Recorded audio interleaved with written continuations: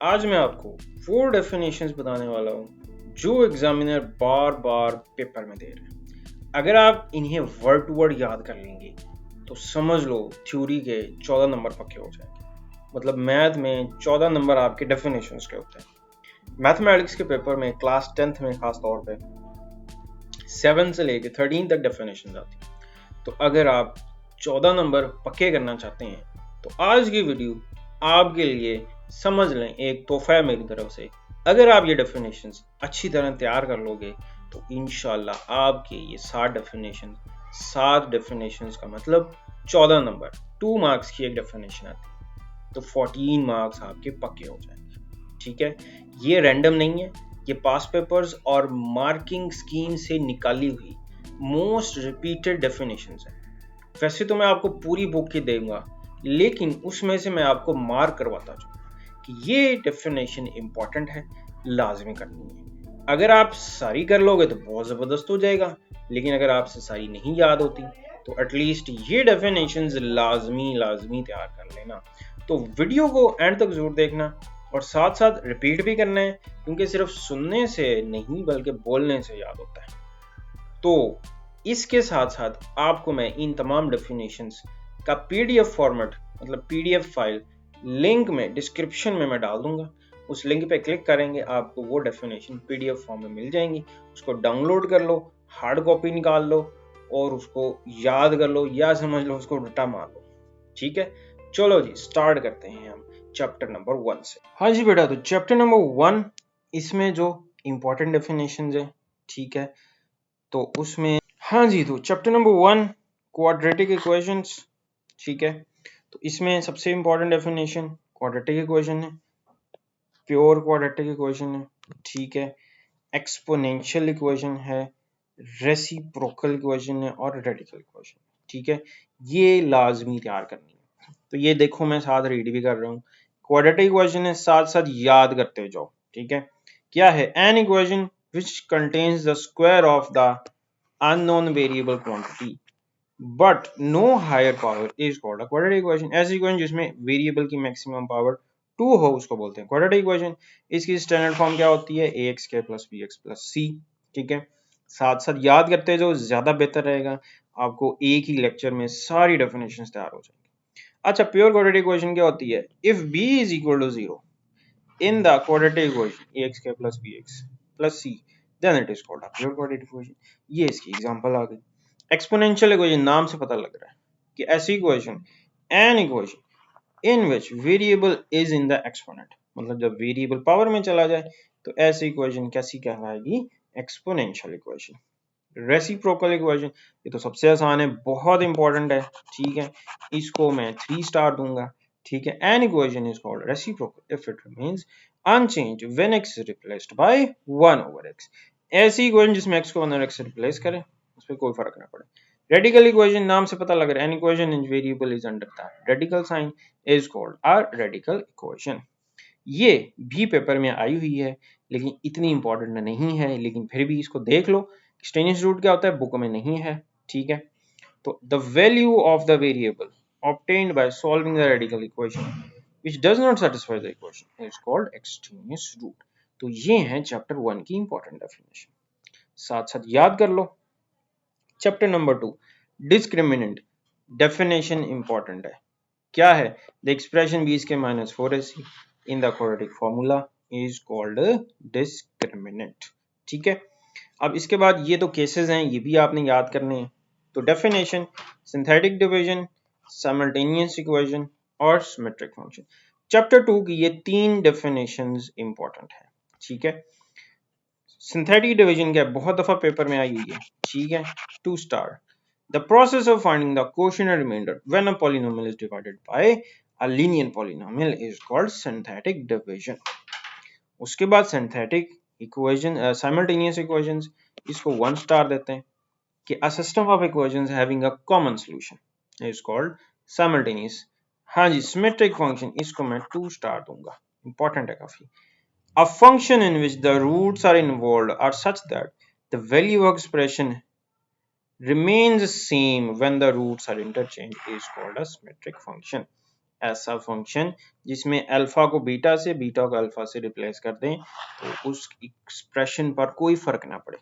जैसे alpha square plus beta square, alpha को beta की जगह पर रख दूं तो इस पे कोई फर्क नहीं पड़ेगा। ये है चैप्टर 2 की इंपॉर्टेंट डेफिनेशंस। चैप्टर 3 रेशो क्या है? A relation between two quantities 3 star, very important, of same kind is called ratio. Proportion, very important, 3 star. Proportion, the equality of two ratios is called proportion. Direct variation, 3 star. If increase in one quantity causes an increase in the other quantity or decrease in one quantity causes a decrease in the other quantity, then this is called a direct variation. एक quantity के बढ़ने से दूसरी भी बढ़ जाए या एक के कम करने से दूसरी भी कम हो जाए, ऐसी इक्वेशन को बोलते हैं, ऐसी वेरिएशन को बोलते हैं डायरेक्ट वेरिएशन। चलें जी नेक्स्ट डेफिनेशन पे आ जाओ। ये है इनवर्स वेरिएशन। इनवर्स वेरिएशन क्या है कि if increase in one quantity causes decrease in the other quantity, then it is called an inverse variation.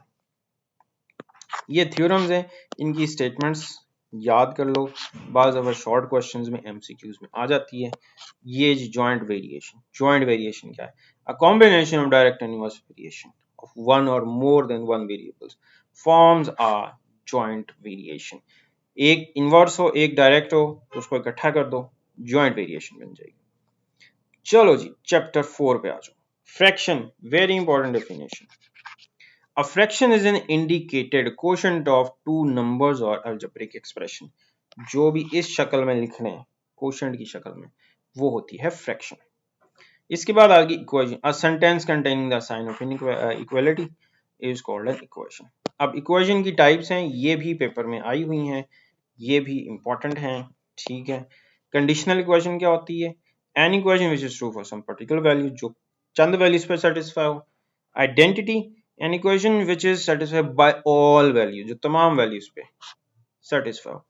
अब इस चैप्टर की ये डेफिनेशन सारी बहुत अच्छी तरह तैयार करनी है। एक लाजमी आती है rational fraction, an expression of the form n of x over d of x, n of x d of x are polynomial is called a rational fraction.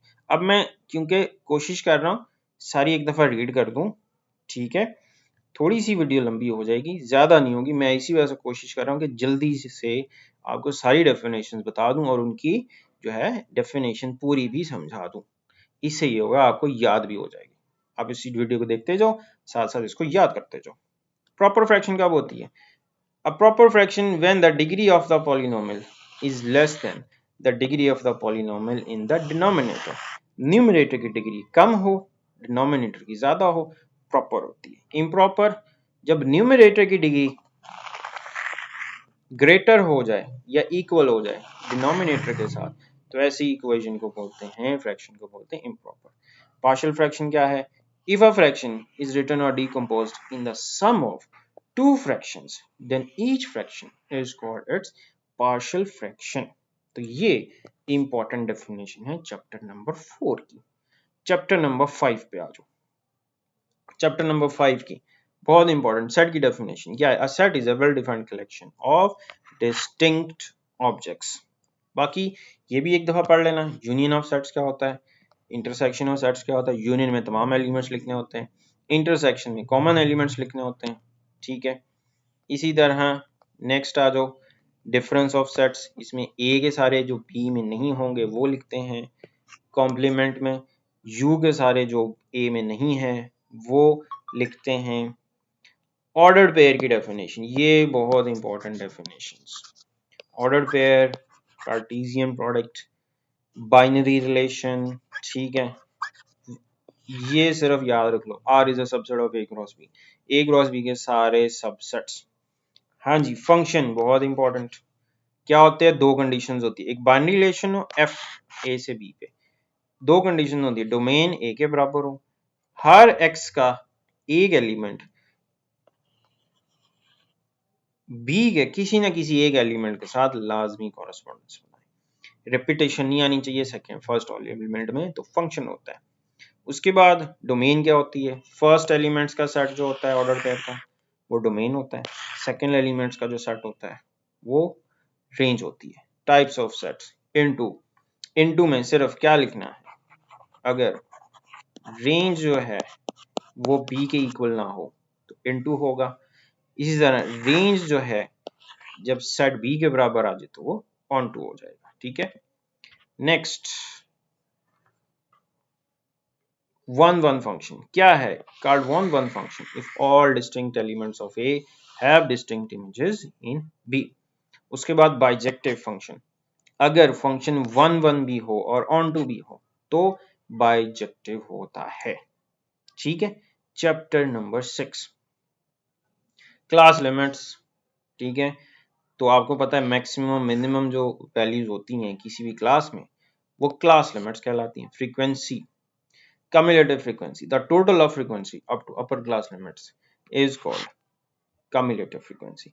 frequency distribution बहुत important definition पेपर में आई हुई है। A frequency distribution is a tabular arrangement of classifying data into different groups। histogram कई बार paper में आई हुई है। A histogram is a graph of adjacent rectangles constructed on xy plane।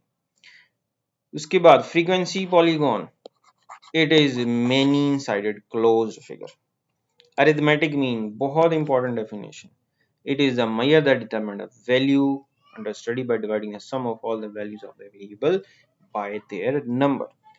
deviation किसी भी value का किसी कांस्टेंट से जो डिफरेंस होता है वो क्या कहलाता है, वो डेविएशन कहलाता है। Geometric mean, harmonic mean. ठीक है, उसके बाद मॉड क्या होता है, the most frequent occurring observation.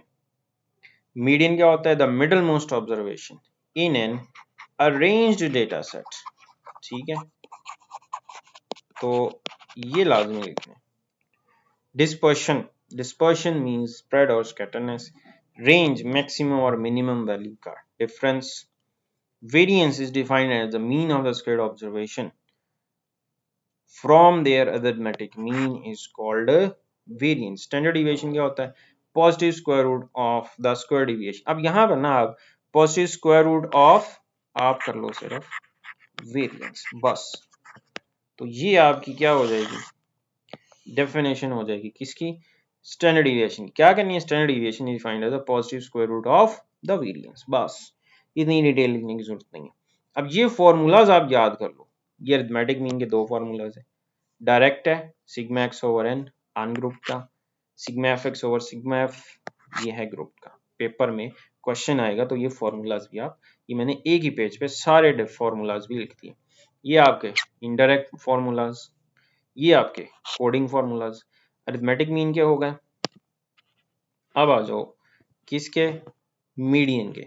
Median के दो होते हैं, ये ऑड के लिए है अगर एन ऑड हो ग्रुप में, और अगर एन इवन हो तो ये आपका ग्रुप का हो गया। मॉड का ग्रुप का होता है सिर्फ, अनग्रुप का नहीं होगा। L plus F M minus F one, वो 2fm minus F2 minus F1 भी कर सकते हैं। रेंज का आ गया, वेरिएंस का आ गया, स्टैंडर्ड डिविएशन का आ गया। ठीक है, अब आ जाओ चैप्टर नंबर 8। अब चैप्टर नंबर 8 से ऑनवर्ड जो आपकी डेफिनेशंस हैं वो बहुत बहुत इंपॉर्टेंट है, ये तो आपने लाजमी करनी है। तो सबसे पहले चैप्टर 8 पे आ जाओ, projection. The projection of a given point on a line is the foot of perpendicular drawn from the point on that line। ठीक है, obtuse angle, angle which is greater than 90 degree, जो 90 से बड़ा होता है। उसके बाद acute angle, an angle which is less than 90 degree। एक और ऐड कर लो, reflex angle, an angle which is greater than 180 degree is called reflex angle। Chapter number 9 की ये लाजमी करो। सर्कल, सर्कल की क्या है, a circle is the locus of a moving point in a plane which is equidistant from a fixed point। ये figure भी आ गई। ठीक है, सेंट्रल एंगल क्या होता है, an angle whose vertex is at the center of the circle and its arm meet at the end point of an arc is called central angle, या angle subtended by two radii of a circle। chord of a circle, chord की बहुत दफा definition आई हुई है, the line segment joining any two points of the circle with each other is called chord of a circle। ये इसकी figure आ गई। Diameter क्या होता है, ऐसी chord जो सेंटर में से पास कर जाए उसके बाद सेगमेंट क्या होता है? The circular region bounded by an arc and a corresponding chord is called segment of the circle. ठीक है, तो इसी तरह इसमें कुछ ये और डेफिनेशन है। अब सेगमेंट दो तरह के होते हैं, major segment, minor segment. The circular is bounded by major arc, corresponding chord is called major segment. Minor arc और कोरस्पॉन्डिंग कॉर्ड से माइनर सेगमेंट बनता है, जैसे ये मेजर है और ये वाला माइनर है। सेक्टर क्या होता है? A sector of a circle is a plane figure bounded by two radii and an arc. दो रेडियाई और आर के दरमियान जो रीजन होता है ये सेक्टर होता है। अब ये रिव्यू एक्सरसाइज में इंटीरियर और एक्सटीरियर ये क्वेश्चन भी पेपर में आया। The set of all points lying inside the boundary is called interior, set of all points lying outside the boundary is called exterior. ठीक है, तो ये इंटीरियर है सारा और ये सारा एक्सटीरियर है। ठीक हो गया। Circular area, area of region enclosed by boundary of the circle is called circular area. और सर्कुलर एरिया का फॉर्मूला होता है pi R square. Collinear points का पता है, नॉन कोलिनियर पॉइंट्स का पता है। सर्कमफ्रेंस क्या होता है? The length of the boundary traced by moving point in a circular path is called circumference, मतलब द लेंथ और बाउंड्री ऑफ द सर्कल, और इसका फॉर्मूला होता है 2 pi. The line segment joining the centre of a circle 20 point on the circle, किसी भी circle के centre को किसी सर्कल के ऊपर वाले पॉइंट के साथ मिला दो, ये क्या बन जाएगा? रेडियल सेगमेंट या रेडियस। सर्कम सर्कल क्या होता है? ऐसा सर्कल जो ट्राइंगल के तीनों वर्टिसेस में से पास करे, उसको बोलते हैं सर्कम सर्कल। ये 13 चैप्टर में भी आएगी। ठीक है, चैप्टर 10 बहुत इंपॉर्टेंट है, इसकी तीन ही है। क्या है? सीकेंट लाइन और secant. A secant is a straight line which is intersect a circle at 2 points. ये नजर आ रही है आपको, दो पॉइंट्स पे इंटरसेक्ट कर रही है ये वाली लाइन, ये सीकेंट। टेंजेंट और टेंजेंट लाइन, ऐसी लाइन जो सिर्फ एक ही पॉइंट पे टच करे, कट थ्रू ना करे, इसको बोलते हैं हम tangent of a circle. Length of tangent, the length of a tangent is the distance from the given point and the point of contact. मतलब यहां से, इस पॉइंट से मैं ये सर्कल के ऊपर एक टेंजेंट ड्रॉ करूं, तो ये वाला पॉइंट और इस पॉइंट तक का जो डिस्टेंस होगा वो होगा लेंथ ऑफ टेंजेंट। 11 चैप्टर की नहीं है, 12 चैप्टर की डेफिनेशन है, इसमें से भी एक लाजमी आएगी। ठीक है, 12 चैप्टर में सेक्टर की हम पहले पढ़ चुके हैं, वही वाली है। ठीक है, चैप्टर 9 में पढ़ी थी। नेक्स्ट आ जाओ, सेंट्रल एंगल। सेंट्रल एंगल क्या होता है? A central angle is subtended by 2 radii of the circle. मतलब दो रेडियाई के दरमियान जो एंगल बनता है, पिछले चैप्टर में भी पढ़ी थी, वो भी कर सकते हो। सर्कम एंगल क्या होता है? Circum angle is subtended by 2 chords of a circle having common point on the circle. ठीक है, मतलब जैसे ये देखो, ये दो कॉर्ड्स हैं, ये इनका कॉमन पॉइंट है, तो ये जो एंगल होगा ये क्या कहलाएगा? Circum angle. कॉर्ड पढ़िए, line segment joining 2 point, cyclic coordinator. A coordinator का cyclic coordinator if a circle can be drawn through its 4 vertices, ये सामने नजर आ रही है। In center, it is the center of circle which touches the three sides of a triangle internally. ये अगले chapter में, 13 chapter में, बहुत इंपॉर्टेंट डेफिनेशन। सर्कल की हो गई, रेडियस की भी हो गई। Perimeter, the perimeter of a geometrical figure is the sum of its sides. Circumference, अभी पढ़ा है, लेंथ और boundary of the circle. Diameter, ऐसी कॉर्ड जो सेंटर में से पास करे। आर्क, एनी पार्ट और portion of the circle is called an arc. अगर हमारे पास एक सर्कल हो तो इसके सर्कमफ्रेंस का ये थोड़ा सा हिस्सा ले लें, तो ये क्या कहलाएगी? एक आर्क कहलाएगी। Triangle, a closed figure formed by 3 line segments as its sides is called a triangle. Polygon, any closed figure is called a polygon. किसी भी क्लोज फिगर की जैसे 3 या 3 से ज्यादा साइड्स हो। रेगुलर पॉलीगॉन कब होती है? जब तमाम साइड्स इक्वल हो। वर्टिसेस क्या होते हैं? The corners of the polygon are called vertex. Locus क्या होता है? The path of an object moving according to some rule. Circumscribe circle क्या होता है? A circle which passes all the vertices of a, किसी भी पॉलीगॉन के तमाम वर्टिसेस में से कोई सर्कल पास करता है, सो सर्कमस्क्राइब। स्क्राइब सर्कल, ये ऐसा सर्कल होता है, a circle which touches one side of a triangle externally and the two produce sides internally. जैसे ये देखो, एक साइड को ये बाहर से टच कर रहा है, बाकी दो प्रोड्यूस्ड साइड्स को अंदर से टच कर रहा है, तो ये स्क्राइब सर्कल कहलाएगा। सर्कम सर्कल बहुत अहम है, ठीक है। A circle which passes over the three vertices of a triangle is called a circumcircle.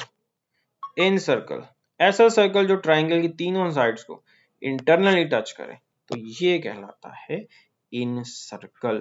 तो ये सारी डेफिनेशन देखो, मैंने 20 मिनट में आपको सारी डेफिनेशंस ये लिख के भी दिखा दी, इनकी डेफिनेशन भी साथ ही है। तो अब ये आपका काम है, आप इसको याद कर लो, अच्छी तरह याद कर लो। ज्यादा से ज्यादा 20 से 30 मिनट लगेंगे चैप्टर वाइज याद करनी। अब इसको आपको याद कैसे करना है, चैप्टर 1 पकड़ो, उसकी 6 डेफिनेशन, उसको याद कर लो, याद करके लिख लो। चैप्टर 2 लो, उसकी डेफिनेशन है 4, वो याद कर लो। चैप्टर 3, चैप्टर 4, तो चैप्टर वाइज आप कर लो एक दिन में, बल्कि एक दिन भी मैं ज्यादा बता रहा हूँ, आधे से 1 घंटे में आपकी सारी डेफिनेशन तैयार हो जाएंगी। और देखो, अगर ये आप सारी डेफिनेशन कर लोगे ना, आपके 14 नंबर तो इंशाल्लाह कहीं पर भी नहीं गए, ये तो पक्के हो जाएंगे आपके। तो 14 नंबर पक्के करो। वीडियो अच्छी लगे तो लाइक सब्सक्राइब जरूर कर दो। नेक्स्ट वीडियो में मैं आपको इंपॉर्टेंट एमसीक्यूज बताऊंगा, ठीक है, कि कौन से एमसीक्यूज आपने तैयार करने हैं, तो उसकी हेल्प से आपके 15 नंबर पक्के हो जाएंगे। 15 नंबर और 14 नंबर, लो जी 29 नंबर का पेपर तो यही बना देगा। तो 29 नंबर तो कुछ नहीं करना पड़ेगा, सिर्फ थोड़ा सा आधा पौना घंटा लगाना है, एमसीक्यूज भी तैयार हो गए, डेफिनेशन भी तैयार होगी, 29 मार्क्स पक्के हो गए। फिर आगे short questions, long questions and so on. तो 75 नंबर तक हम इंशाल्लाह पहुंचेंगे। ये 1 से 2 दिनों में आपको सारी डिटेल समझा दूंगा कि कैसी तैयारी करनी है, कैसे करनी है, कौन सी चीजें तैयार करनी है, कौन सी नहीं करनी। तो इंशाल्लाह मिलते हैं नेक्स्ट वीडियो तक के लिए, तब तक के लिए अल्लाह हाफिज।